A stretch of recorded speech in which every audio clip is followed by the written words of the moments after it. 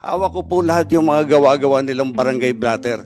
Sandali, ikat kita dyan. Gawa-gawa nila yung kwan, yung mga, Ito hindi nga, gawa-gawa nila. May complaint na naman nagpa-record na sinakal ninyo. Tapos gawa-gawa na naman ng barangay. Your Honor, yung I don't want to listen to lies, no? Alam mo, makukontem ka dito kapag sige ka diyang insist na mga lies mo, ha? Hindi po gusto po ng documents po ito, Your Honor. Documents po ito. Documentary yung hawak nila Ang baril ko po, isang amok. Ano, no? Isang amok po siya na adik. Amok nga, yun ang claim mo. Pero, Hindi, napatunayan, ang investigasyon dito, wala nakikitang kutsilyo. Kaya ka nga, na-desisyon na i-dismiss Kaya ka hindi na-promote siguro dahil katakot-takot Hindi, ang kaso kinakarap mo. Your Honor, Dami mo kaso dito. Your Honor, gusto ko sana ipakita sa inyo po ito para matulungan nyo ako. Ano? Tulungan yung pamilya ko. Bakit? Exonerated po ako nung dinismiss po ako Ha? Exonerated po ako nung dinismiss po ako Kaya nga po ako humingi ng tulong sa inyo. Bago pa lang ako mawala, sana, mag-clear to. Tingnan mo yung kaso niya. Baka, kaya mong reinstate o kaya mong i-dismiss uli. May sabi niya, may hawak siyang papel ng exoneration Tingnan nyo yan, tingnan nyo. I think po, ibang case po ito. Ibang case na naman yan. So, kadami mong case talaga. Ang dami. Sa barangay lang po nila, narami hong blatter concerning Mr. Willie Gonzales. And I have with me here summary of cases of Mr. Gonzales. Parang 10, no?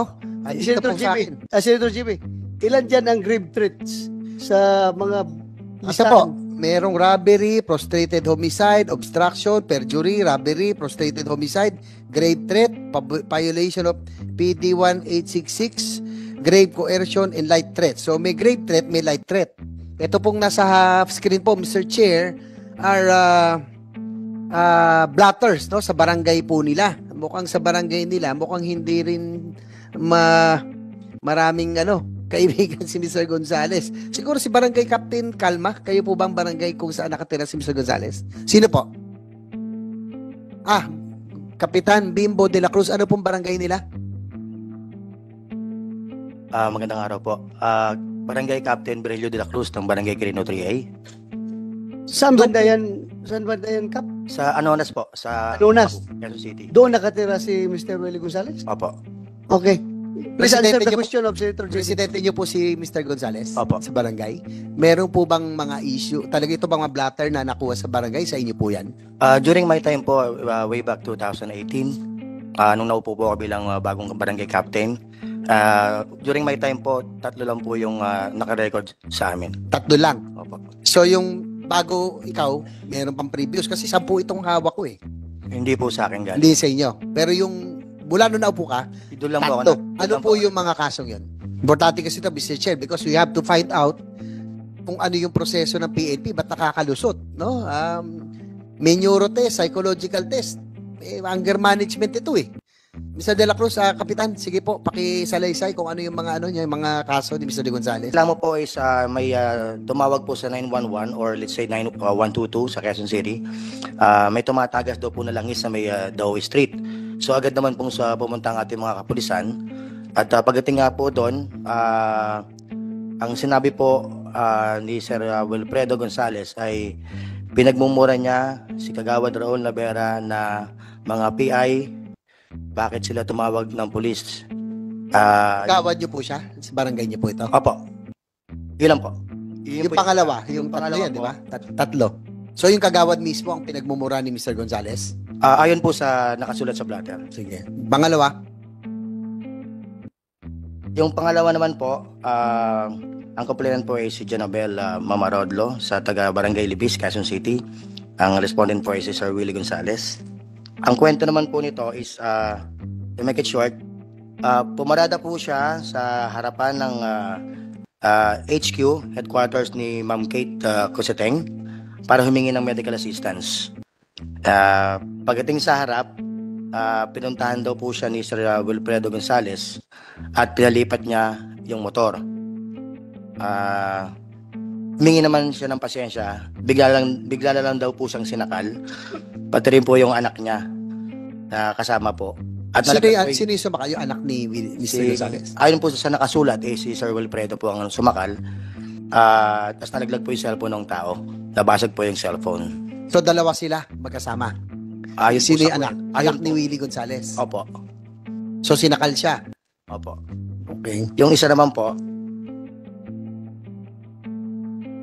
February po, 2021 din po. Maiksi lang po itong kwentong to. Ang complainant po is Perfecto Pontanilla, BPS ako po. Noong time na yon, ang respondent po is si Sir Willie Gonzales. Pagdaan daw po niya sa dao, nakita raw po niya si Sir Willie sa oras na yon at may kinakausap si Ate Banji at nagsabi sa tao na sino ang nagmo-monitor ng CCTV sa barangay. Galit na patanong at may mura. At sinabi, pag natsyempuhan ko yan, patayan. Yun lang po, Your Honor. Mr. Chair, tatanungin ko lang si Mr. Gonzales kasi meron ako ritong news article, March 16, 2001. Obilya, 9 other cops get death penalty for bribery. In fact, sa news article na ito, kinoment ka pa po ng judge. Kayo po ba yung PO3 Wilfredo Gonzales? Tama ho ba? Yes, Your Honor. Ako po yung whistleblower ng drug recycling sa loob ng Philippine National Police that time. Opo, kasi ito nga po, sabi ni Judge Peralta, he commended witnesses PO3 Wilfredo Gonzales and SPO3 Renato Resurrection for mastering the courage to expose an anomaly against their colleagues and superiors. Kumbaga, yung mga senior officers mo, kayo po ang nag-witness at kumbaga kayo ang nagsabi na talaga may nangyaring bribery. Tama ho ba? Yes, Your Honor. Ito pa, continue. Two men who were Obilya subordinates had blown the whistle on the bribe. Gonzales testified that Obilya tried to give him 15,000 as his share but he refused to take the money. Without them, the anomaly could not have been unearthed and the perpetrators could have gone unpunished. Sabi po ni Judge Peralta. So, Sir Gonzales, may ginawa ka palang kabutihan noon. 2001. Pero nung nag-2018 hanggang ngayon, parang lahat na lang nangyari. Bakit ang dami mong kaso sa barangay pa lamang? What happened in that span? May ginawa ka kabutihan noon pero 20 years after, mukhang naiba yung karakter mo. Sige po. Your Honor, mabuti nga po na nabuksan po natin itong issue to. Mula po nung mag-whistleblower po ako, nabaril ang bahay ko, nasira pag-aaral ng mga anak ko, nahinto. Pero hindi po ako umatras. Sabi ni si PNP Mendoza doon, tsaka si General Aglipa, huwag kang atras kahit nang bigyan ka ng pera. May nag-bribe po sa akin ng 3 million. Sinorender ko po sa Station 9. Kila Kennel Uvilla po at Kennel De La Cruz. Pero hindi ko po alam na nanakawin lang po pala. Magbula po noon, katakot-takot na po ang naging kalbaryo ko po sa serbisyo. Kahit madami po akong medalya, tinutumbasa naman po ako ng 14 na kaso. Anong mga kalbaryo na pinagdaanan mo? Sa serbisyo? Kinasuhan po ako ng mga kung ano, yung robbery po, hindi po ako po yan. Yung theft, hindi po ako po yan. Yung coercion, lahat po yan, dumaan po sa Congress nung araw. Dahil inihiring po yung complainant na may hines na alleged witness sana namin naging hostile po dahil nabigyan ng pera. So, kalbaryo, pinagsasabi mo, anong connection yung pagbaril mo, yung may nabaril ka na, saan yung picture nitong binaril mo? Kasama ba ito sa kalbaryo mo dahil doon sa ginawa mong pag-testify against your Your Honor, superior? Your Honor, yung nabaril ko po, isang amok. Ano? Isang amok po siya na adik. Amok nga, yun ang claim mo. Pero Hindi, napatunayan, ang investigasyon dito, wala nakitang kutsilyo. Kaya ka nga na-desisyon na i-dismiss dahil nga doon sa, Your Honor, pwede dahil ko, dito sa investigasyon na ito. Your Honor, pwede ko po ituloy. Yes, go ahead. Sa RTC 77 po, dismiss po yung kaso niyan, acquitted po ako.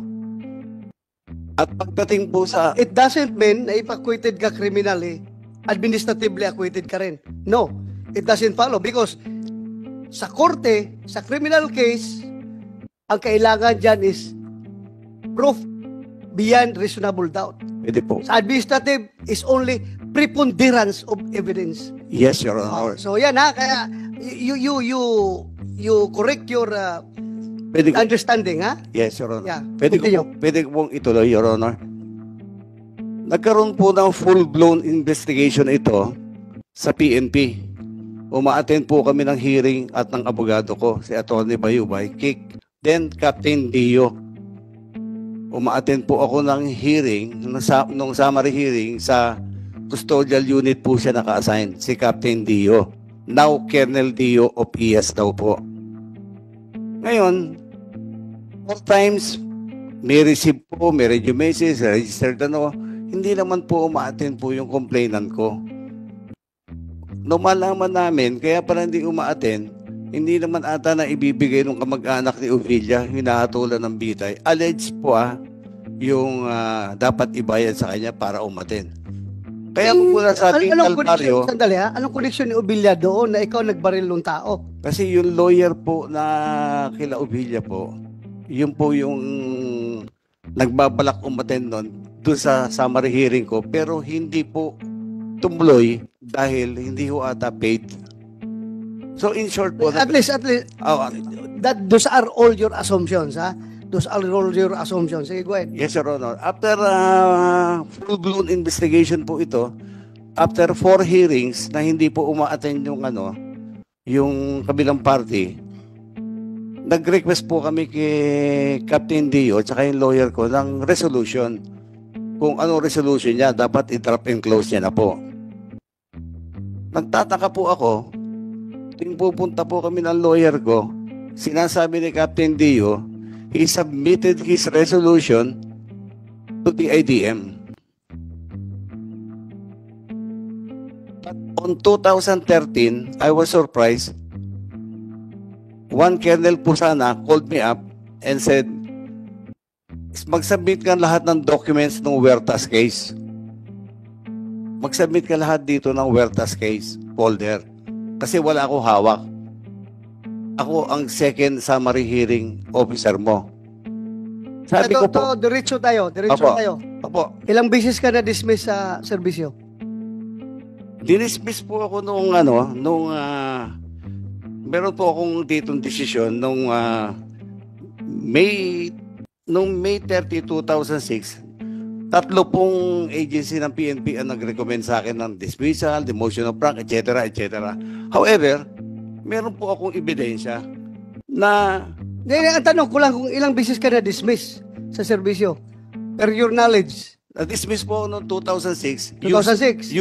using June 1 decision na hindi naman po ma-authenticate. Wala ka nang, tanong ko lang kung ilang beses ka na-dismiss. Noong 2006 po. 2006. Your Honor. Tapos reinstate ka. Opo, Your Tapos Honor. nakapag-retire ka 2016. Opo, Your Honor. Kailan ka naging pulis? July 8, 1990 po, Your Honor. 1990. Opo. Hanggang 2016. Yes, Your Nag-retire ka. Yes, Your Honor. So ang haba ng panahon na yun, hanggang nakapag-retire ka, ang ranggo mo PU1 pa rin. Bakit ka hindi na-promote? Kasi ganito po yun. Alam ko naman, kasi ito nga ho, pakikita ko sa inyo. Kaya ka hindi na-promote siguro dahil katakot-takot Hindi, ang kaso kinakarap mo. Your Honor, Dami mo kaso dito. Your Honor, gusto ko sana ipakita sa inyo po ito para matulungan nyo ako. Ano? Tulungan nyo pamilya ko. Bakit? Exonerated po ako nung dinismiss po ako eh. Ha? Exonerated po ako nung dinismiss po ako eh. Hawak ko po yung authentic. Exonerated ka sa ano? Yung pinag-dismiss po sa akin na kaso noong 2006. Sa criminal case. Sa Exonerated ka. PNP po, sa PNP po, exonerated po ako, sir. Oh. Your Honor, Exonerated ka? exonerated po. Paano ka na-dismiss? Authenticated copy po ito. Tuloy ko lang po, sir. Sige, Pwede, sige. if I may. Pina-authenticate ko po ito. Authenticated po ito. Original coming from NCRPO. Nagulat po ako. Bakit ako na-dismiss? Alam mo, ikaw, sa kamaro mo na yan, hindi mo kaya ipaglaban yung sabi mo dismissal. I don't think so. Nakita ko kayong mga pleadings mo yung mga dismissal mo, yung mga appeal mo sa NAB, na-reinstate ka nga dahil ang galing ng mga pleadings mo, ang galing ng abogado mo magawa ng papilis mo. Tapos ngayon, yung sabi mo na yan, hindi mo kaya ipaglaban niya, Your Honor, ako maniwala sa iyo. if I may, pwede ko po ituloy. Sige. Nagtaka po ako, nagkaroon po ng June 1 decision in a matter of 1 day. Same signatory po, same General Attorney Kasugbo. Pero hindi na po ako exonerated. At yun ang ginamit nilang basehan para i-dismiss po ako from the service. Kaya po, Anyway, yung kaso mo, that will be another forum. Idali mo yung sa Napolcom. May Napolcom dito. Nakikinig ka, Commissioner Bernabe, ha? Tingnan mo yung kaso niya. Baka, kaya mong restate o kaya mong i-dismiss uli. Anong tingin mo? Tingnan mo lang. Yep. Anyway, nandito, Mr. Gonzales. Andito na Polcom. Kung justifiable talaga yan, by all means, that's your right. Ilaban mo. Ilaban mo. Kaya nga po ako humingi ng tulong sa inyo.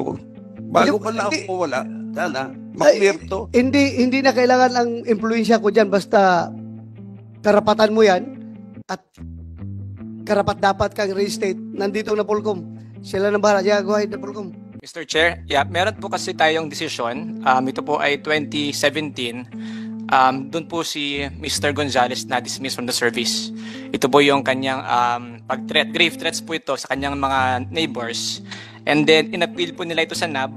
Noong pong 2021, dinenay na po yung kanilang appeal and yung MR. So, alam ko po ngayon po ay nag-appeal sila ulit sa office ng secretary. So, pending po doon. Pero po yung kanyang dismissal po noong 2017 ay denied po ng NAB yung appeal nila. Pero may sabi niya, may hawak siyang papel ng exoneration eh. Tingnan nyo yan, tingnan nyo. I think po ibang case po ito. Ibang case na naman yan. So, So, six kadami mong months. case talaga. Ang dami. Your Honor, marami po talagang ibinato sa aking kaso mula po na mag-whistleblower ako. Kaya ang pangunawa po ninyo ang hinahanap ko. Anyway, naunawaan kita.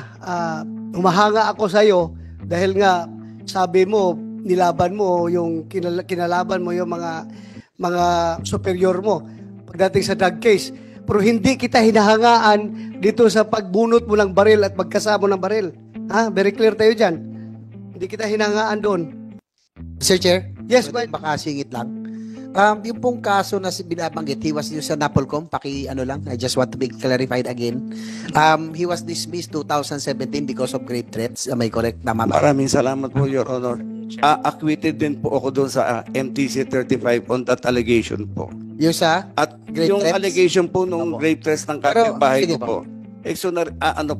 Acquitted po ako sa MTC 35. Sige Tapos, nung 2015, before I retire, may ni-refile po pala yung kapitbahay ko sa IAS. Nag-verify po ako po doon. Nakausap ko po yung summary hearing officer. Sabi niya, na-recommend ko na yan na drop and close. Kasi kita naman na may pattern sabi niya. At the moment, maghintay ka for signature ni General Roldan sa taas daw po. Diba, Director. Mr. Chair, tanong lang natin Napolcom. Ngayon, 2000, Napolcom. Sir Gonzales, pakinggan natin si Napolcom. Ano po talaga yung kaso na why he was dismissed? Again, for the record. Yes, sir. Bale po yung case po is for grave threats po. Ito po yung Filed by the neighbors, yung ba yung Yes. mga neighbors? 2017 po ito. yun po 2000. yung date ng decision, but the incident po occurred in 2006. Yung 2006. Kay Kapitan De La Cruz, Mr. Jet, tanong ko lang, yung sa yung mula 2018, may tatlong incident na po si Mr. De La Cruz. Tama po ba sa inyong barangay? Nagsimula lang po siya noong 2021 and 22. Nung Tatlo. lang po. So, Based on the record. siguro, Mr. Gonzales, tanong ko lang, meron ba kayong anger management issue dahil ba ito sa frustration? wala po kong anger management issue, Your Honor. Pero Ano po, yung lahat- kaso lahat- nyo kasi ito, lahat- threats eh. Hawak ko po lahat yung mga gawa-gawa nilang barangay blatter. Dahil sila po barangay first kagawad, yung isang Sandali, ikat kita dyan. Gawa-gawa nila yung mga Eto hindi nga, gawa-gawa nila. May complaint na naman nagpa-record na sinakal ninyo. Tapos gawa-gawa na naman ng barangay. Your Honor, yung I don't want to listen to lies, no? Alam mo, makukontem ka dito kapag sige ka diyang insist na mga lies mo, ha? hindi po next po doon documents Ha? po ito, Your Honor. Documents po ito. Documentary yung hawak nila eh. So you resolve that in other forum. Andito tayo ngayon sa issue doon sa pagbunot mo ng baril at pagkasamo Yes, sir. para magiging safe ng Yes, sir. mga siklista, Yes, sir. motorista sa kalsada, ha? I'm sorry, Your Honor. You do not use this hearing to justify your dismissal. I'm sorry, Your Honor. I'm sorry, Your Honor.